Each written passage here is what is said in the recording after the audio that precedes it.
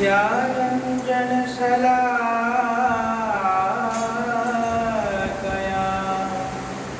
चक्षुरुन्मीलितं येन तस्मै श्रीगुरुवे नमः। नमो विष्णुपादाय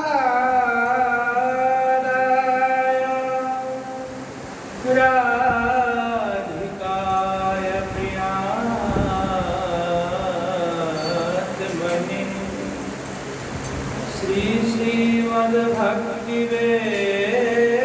श्रीमद्भक्तिवेदान्त नारायणीति नामिने त्रायस्वो जगन्नाथ गुरो संसारबन्धिना दग्धं मामकालदंष्ट्रं च त्वामहं शरणं गता। श्री कृष्ण चैतन्य प्रभु नित्यानंद श्री अद्वैत गदाधर शिवासादि गौर भक्तवृंद। हरे कृष्ण कृष्ण कृष्ण हरे हरे, हरे राम राम राम हरे हरे।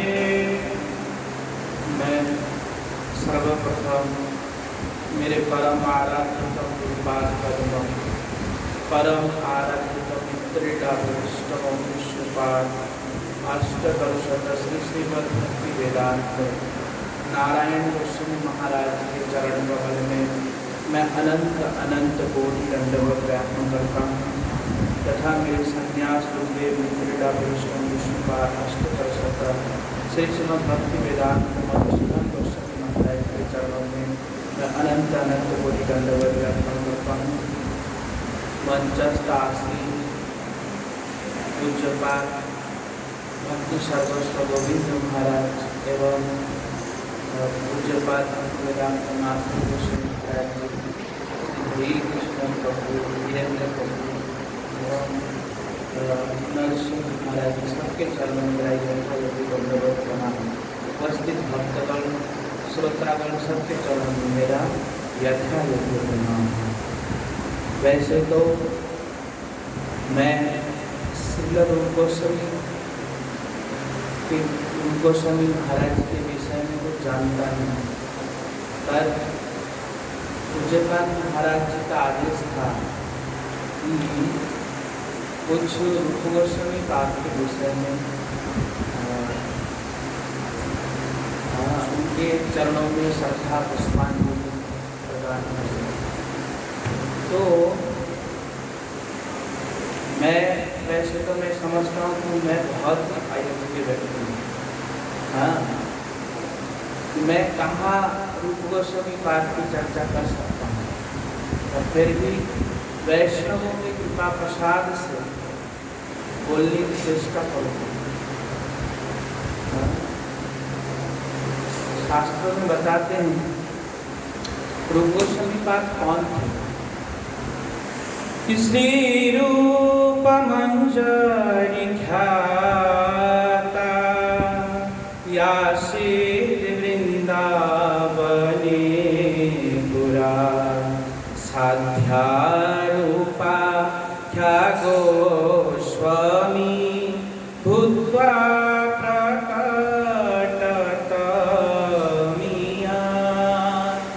वास्तविक में रूप गोस्वामी पाद कौन है? बोलते रूप गोस्वामी ख्याता, रूप मंजरी ख्याता। जो राधा रानी है, राधा रानी का संपूर्ण जो रूप है, राधा रानी का कौन है? संपूर्ण रूप ही रूप मंजरी के रूप में प्रकट होते हैं। हाँ, और वो क्या कर रहे हैं?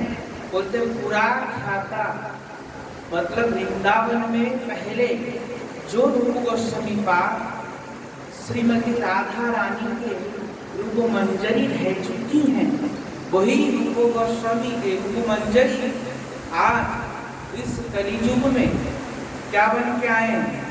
बोलते साध्या रूपाख्या गोस्वामी भूत्वा, इस भूमि में क्या क्या रूप गोस्वामी के रूप में प्रकटित हुए हैं और इन सभी भावों को प्रकट कर रहे हैं। क्या कह रहे हैं कि काले वृंदावन के निवारता लुप्ते क्या तुम विशेष, जो काल के प्रभाव से वास्तविक में जो निवृत्त निकुंज वन की जो लीलाएं हैं, वो लीला प्रायः लुप्त हो गई थी।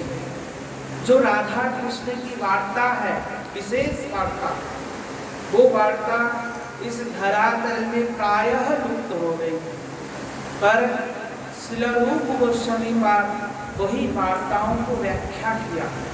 इस प्रकार बोलते महाप्रभु की कृपा से, महाप्रभु ने कैसे कृपा किया? भागवत में श्लोक है ना, जन्माद्यस्य यतन्त्रयादितरितश्चार्थे अविज्ञः स्वराट्, तो उसमें कह रहे तेने ब्रह्म हृदयादि कवये मुह्यन्ति यत् सूरयः। तो आदि कवि कौन है? बोलते आदि कवि यहाँ पे रूप गोस्वामी पाद है, और तेने आदि कवये मुह्यन्ति यत् सूरयः, तो बोलते रस ब्रह्म। ये रस ब्रह्म कौन है? रस ब्रह्म है स्वयं महाप्रभु। रस ब्रह्म कौन है? स्वयं महाप्रभु।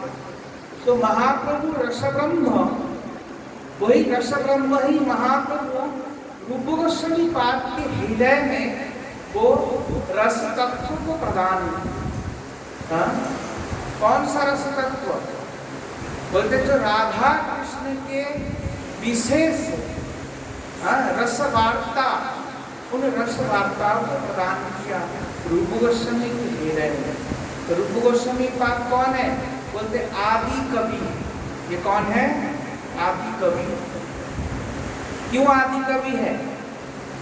क्योंकि अभी बताया ना, पूरा वृंदावन, पहले वृंदावन में साक्षात रूप गोस्वामी पाद मंजरी थे, तो इसलिए ये आदि कवि इसलिए है क्योंकि साक्षात रूप से उन लीलाओं को देखा, और देख करके इस भूतल में महाप्रभु की लीला में रूप गोस्वामी मतलब पुरुष शरीर में अवतीर्ण होकर के इस जगत के लोगों को वो चीज प्रदान किया।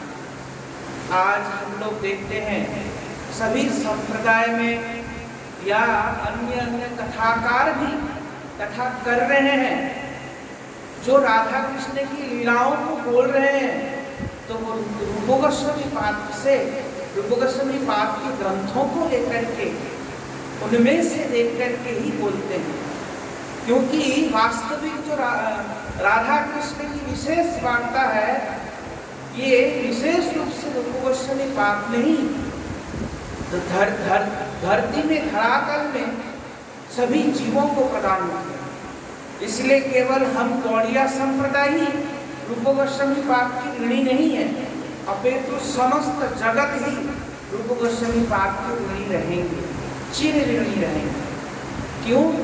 क्योंकि आज अगर रूप गोस्वामी पाद नहीं आते तो हम लोग इस प्रकार रूप गोस्वामी पाद के जो विचार है, जो विशेष लीलाएं हैं, उन लीलाओं को जान भी नहीं पाते।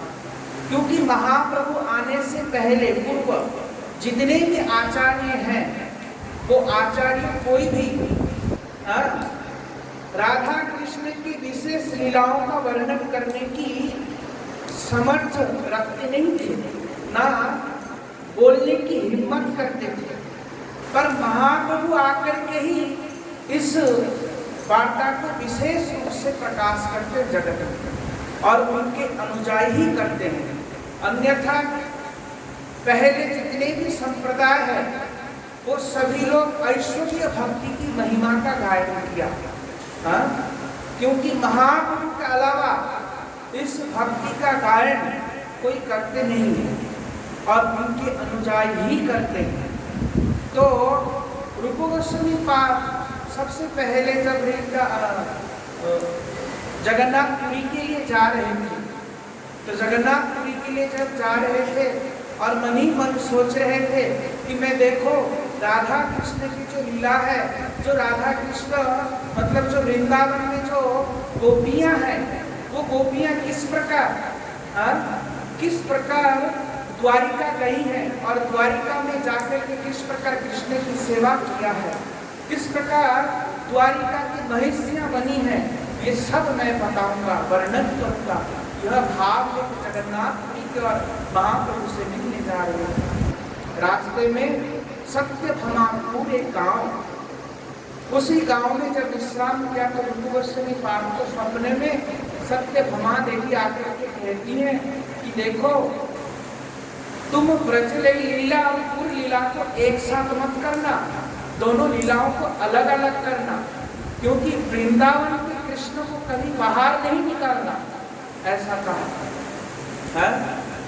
वृंदावनम परित्यज्य सकचिन्नैव गच्छति। वृंदावनम परित्यज्य सकचिन्नैव गच्छति। कृष्ण कभी वृंदावन छोड़ के जाते नहीं और एक पग भी वृंदावन छोड़ के रखते नहीं है। तो इसलिए पूर्व की लीला, पूर्व मतलब द्वारिकापुर की लीला और वृंदावन की लीलाओं को एक साथ मत करना, दोनों को अलग अलग करना। तो जब ये रूप गोस्वामी पाद को स्वयं सत्यभामा ने आकर के बताया, सत्यभामा देवी, तब महाप्रभु से आके परामर्श लिया तो महाप्रभु भी यही बात बताए कि पूर्व की लीला को और वृंदावन की लीला को एक साथ वर्णन मत कर। पर और जितने भी हमारे गोस्वामी लोग हैं वो केवल वृंदावन की लीलाओं को ही वर्णन किया, मिलन लीला, पर विरहा लीला को वर्णन नहीं किया, क्योंकि विरहा लीला को सहन नहीं कर पाएंगे, इसलिए वो लोग वर्णन नहीं किया। पर श्री रूप गोस्वामी पाद ने विरहा लीला को वर्णन नहीं। क्यों? क्योंकि मिलन से भी विरहा में भी एक आनंद है। क्या है? विरहा में भी एक आनंद है। अगर विरहा ना हो तो फिर मिलन का पूर्ण आनंद आस्वादन नहीं होता।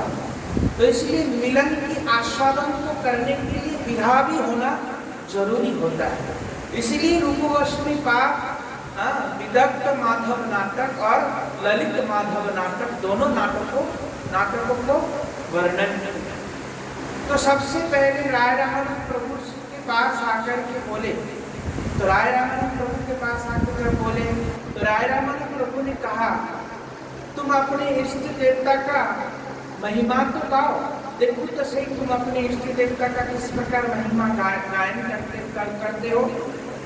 तो उस समय श्री रूप गोस्वामी पाद कहते हैं कि अनार्पित चरीं चिराद करुणया अवतीर्णा कलौ समर्पयितु उन्नतोज्ज्वल रसां स्वभक्ति श्रियं हरिपुरट सुंदर दुति कदम्ब संदीपित सदा हृदय स्कंदरे स्फुरतु वह श्री सची नंदन। क्या कह रहे हैं कि अनार्पित चरीं चिराद करुणया अवतीर्ण कलो। जो महाप्रभु अनार्पित चरीं, जो दुर्लभ प्रेम को इस संसार में देने के लिए करुणा मूर्ति धारण करके संसार में अवतीर्ण हुए। और क्या कह रहे हैं? समर्पयितु उन्नत उज्ज्वल रसांश भक्ति श्रियम, इस जगत को समर्पित करने के लिए आए हैं, दान देने के लिए आए हैं, क्योंकि जीव भटक रहे हैं और उस प्रेम को आज से पहले किसी ने दान नहीं किया महाप्रभु के अतिरिक्त। तो महाप्रभु वही प्रेम को इस संसार में भरा करने दान करने के लिए आए। कौन सा प्रेम? बोलते पाली के राशि का प्रेम। कौन सा प्रेम? पाली के राशि मतलब श्रीमती राधा रानी के जो मंजरी भाव है, उस मंजरी उन्नत उज्जवल रस भाव को महाप्रभु इस संसार में देने के लिए आए हैं। और क्या कह रहे हैं? क्यों ये महाप्रभु क्यों दे रहे हैं? तो कह रहे हरि पुरट सुंदर ज्योति कदम्ब संति पीतः, क्योंकि साक्षात हरि कृष्ण ही राधा रानी के अंत कांति और भाव को लेकर के इस जगत में आए हैं, इसीलिए जगत को दान करते हैं।